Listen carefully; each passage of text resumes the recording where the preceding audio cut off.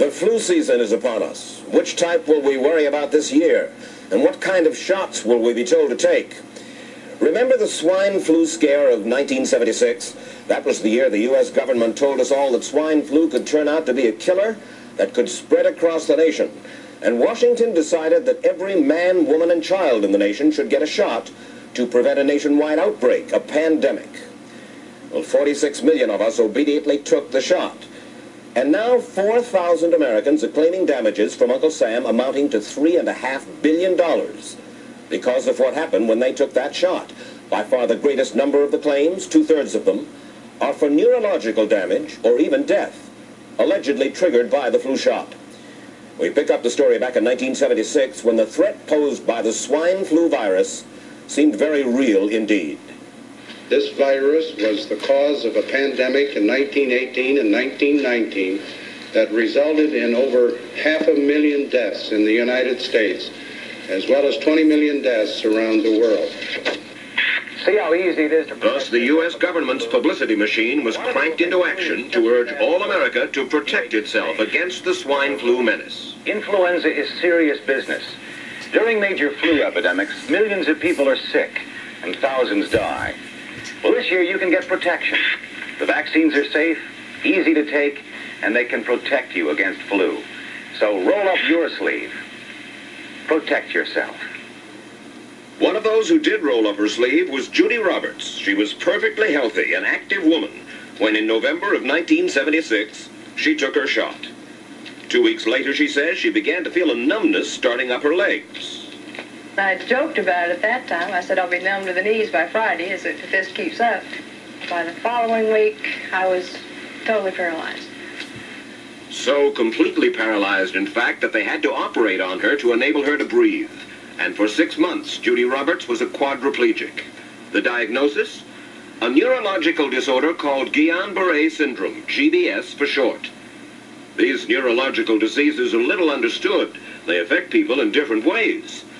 As you can see in these home movies taken by a friend, Judy Roberts' paralysis confined her mostly to a wheelchair for over a year. But this disease can even kill.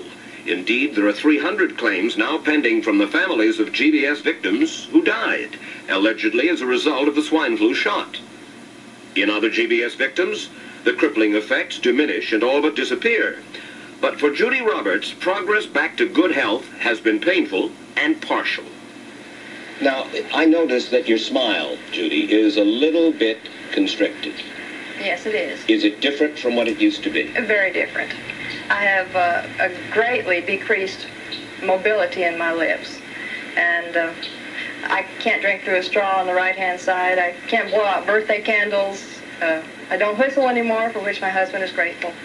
It may be a little difficult for you to answer this question, but have you recovered as much as you are going to recover? Yes, this is it. So you will now have a legacy of braces on your legs for the rest of your life? Yes, the weakness in my hands will stay and the leg braces will stay. So Judy Roberts and her husband have filed a claim against the U.S. government. They're asking $12 million, though they don't expect to get nearly that much. Judy, why did you take the flu shot? I'd never taken any other flu shots, but I felt like this was going to be a major epidemic. And the only way to prevent a major epidemic of a really deadly variety of flu was for everybody to be immunized. Where did this so-called deadly variety of flu, where did it first hit back in 1976? It began right here at Fort Dix in New Jersey in January of that year when a number of recruits began to complain of respiratory ailments, something like the common cold.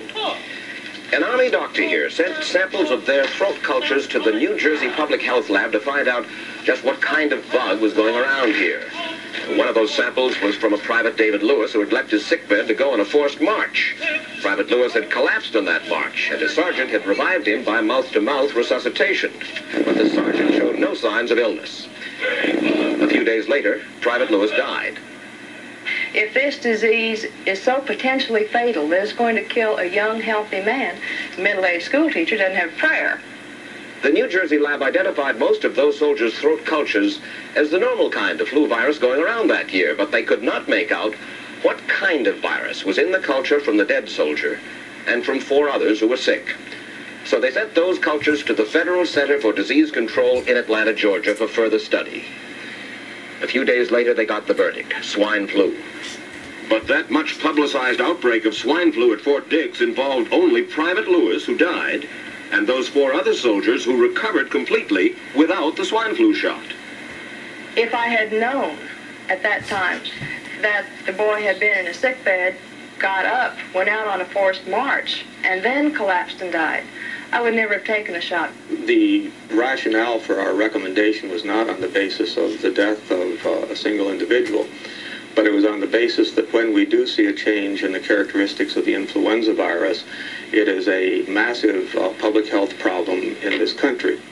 Dr. David Senser, then head of the CDC, the Center for Disease Control in Atlanta, is now in private industry. He devised the swine flu program, and he pushed it. You began to give flu shots to the American people in October of '76. October 1st.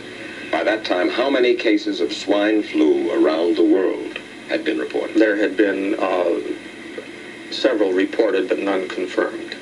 There had been cases in Australia that were reported by the press, by the news media. There were cases in... None confirmed. Did you ever uncover any other outbreaks of swine flu anywhere in the world? No. Now, nearly everyone was to receive the shot in a public health facility where a doctor might not be present. Therefore, it was up to the CDC to come up with some kind of official consent form, giving the public all the information it needed about the swine flu shot. This form stated that the swine flu vaccine had been tested.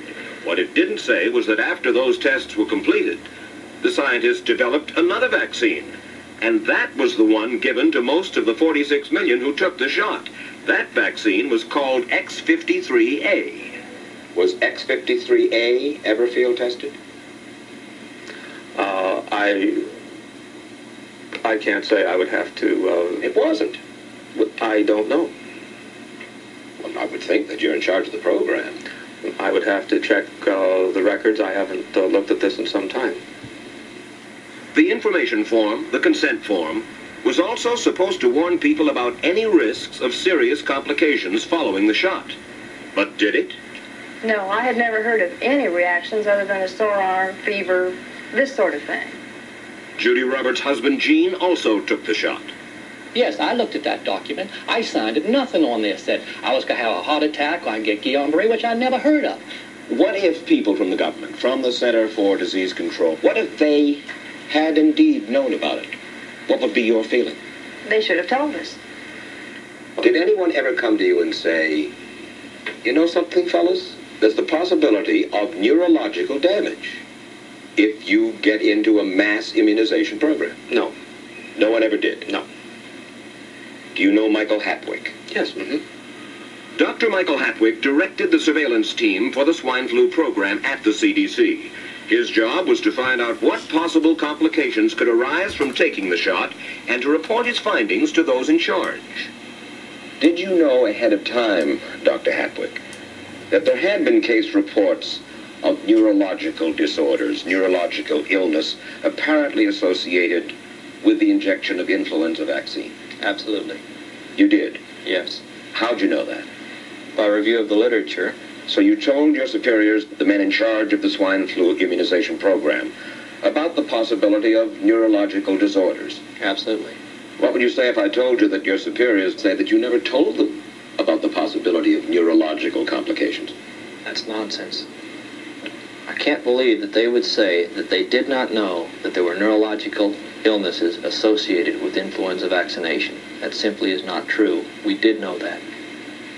I've said that Dr. Hatwick had never told me of his feelings on this subject. Then he's lying. I guess you would have to make that assumption.